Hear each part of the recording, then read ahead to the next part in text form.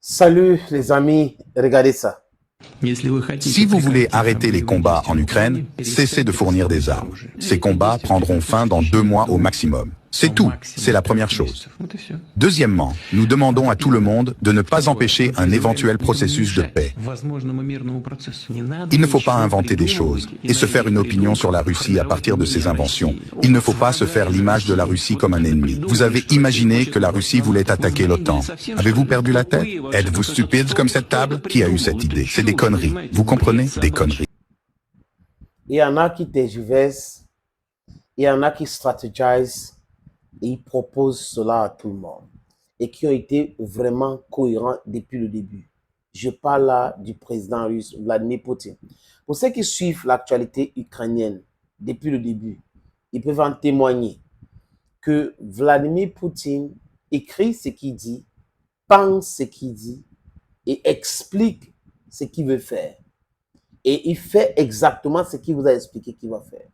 Ça s'appelle la cohérence dans la stratégie. Ça s'appelle la constance aussi dans la réflexion. Ça s'appelle être sérieux dans sa démarche. Donc, vous ne pouvez pas être que. Vous dites quelque chose et vous faites le contraire. Et on vous prend au sérieux. Donc, Sergei Lavrov, en disant lors de la 78e Assemblée générale des Nations Unies que les Occidentaux sont des empires, sont un empire du mensonge, il avait raison. Parce que si on regarde ce que les Occidentaux ont fait jusqu'à aujourd'hui, des pères à fils jusqu'à aujourd'hui, les amis, on voit le mensonge en mensonge. Ils disent quelque chose pour faire le contraire. Quand les Occidentaux disent qu'ils veulent le développement dans le monde, c'est faux et archi faux. Ils font le contraire avec des instruments qu'ils ont créés après la deuxième guerre dite mondiale pour pouvoir appauvrir les autres. Parce que regardez bien cette image. Lors ou après la deuxième guerre dite mondiale, il y a eu le plan Martial. Le plan Martial, c'était la reconstruction de l'Europe. Les Américains ont pompé de l'argent et tout. Regardez le taux d'intérêt. Rien, pratiquement rien. Donc, ils ont donné l'argent qu'on a remboursé pratiquement pour rien. Et ils ont reconstruit leur continent à travers aussi nos efforts militaires et autres, parce qu'on a aidé à vaincre le nazisme. De force, on a vraiment enroulé les Africains ici de force pour aller faire la guerre, pour aider la France, aider l'Europe à se débarrasser du nazisme.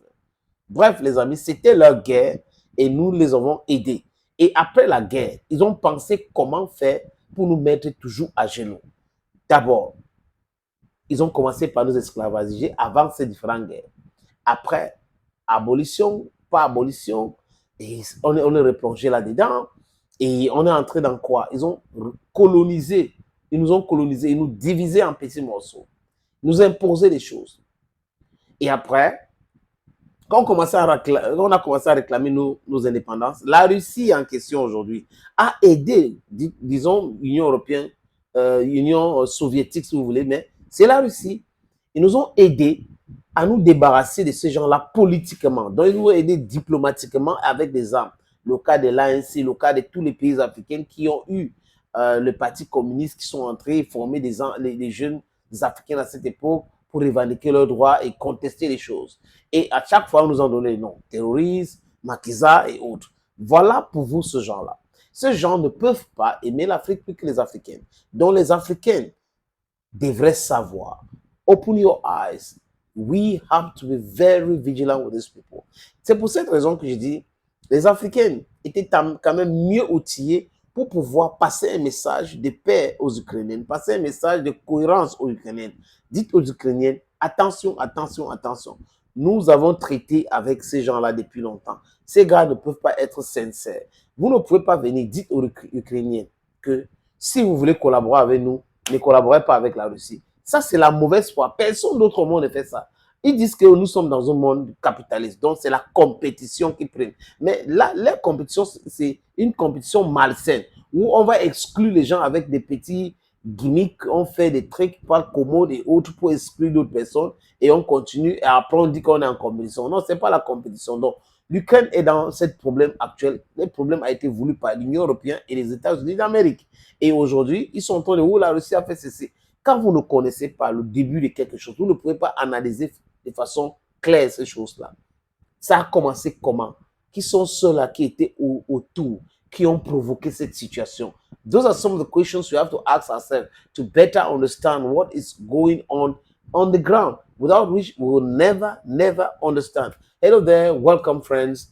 This is your humble servant, Lobamenda man, Lungi man, Lobakore man, Ekuna man, I'm proudly anglophone. Yes. Donc, l'extrait de Vladimir Poutine que vous avez vu là, les amis, c'est un extrait clair, simple. Il répondait aux questions de certains journalistes que c'est une stupidité à nul autre pareil de dire que la Russie va attaquer l'OTAN. Au nom de quoi? Le chef d'état-major de l'armée allemande a dit cela, que la Russie est en train de se préparer pour attaquer l'OTAN. Non. La Russie est en train de se préparer pour se défendre au cas où l'OTAN, qui est une organisation dangereuse, belliqueuse, essaye de faire quelque chose contre la Russie. Parce qu'il faut se préparer. Vous ne pouvez pas continuer à croiser les bras comme ça, laissant les autres menacer tout le monde entier. Non. La fabrication des armes aujourd'hui en Russie, c'est un élément de dissuasion. Ils doivent savoir que les Russes détiennent ci, les Russes détiennent ça, pour pouvoir éviter de venir provoquer les Russes. Aujourd'hui, la collaboration entre la Russie et la Chine les dérange tellement. L'autre jour, près d'Alaska, il y a eu des bombardiers russes et chinois, hein, avec des exercices conjoints. C'est de ça qu'il est question. Ces gars ont peur aujourd'hui.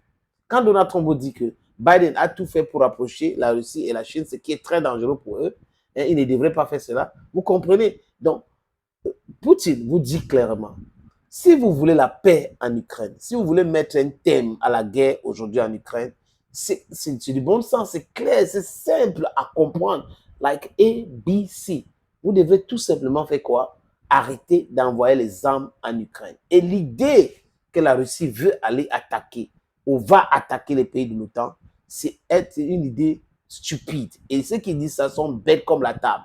La table, ils tapent la table. Dans la table, vous savez pourquoi ils disent bête comme la table? Parce qu'on peut pousser la table à gauche, pousser la table à droite. Donc la table n'a pas de cerveau. La table n'a pas de medulla oblongata. Donc la table ne va pas réfléchir que pourquoi on me met à gauche, ce n'est pas bien pour moi, ou à droite, ce n'est pas bien pour moi. Donc ils sont des robots.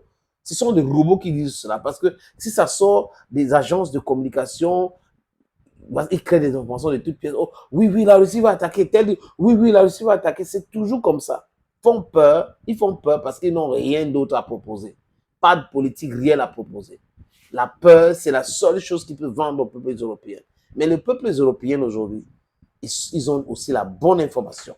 Parce que les différents canaux de communication aujourd'hui ont changé.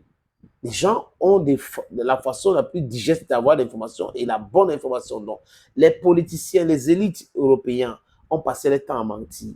Et Poutine, il est pragmatique. On ne peut pas l'aimer, mais il est pragmatique. Il dit ce qu'il va faire et il fait ce qu'il a dit qu'il va faire.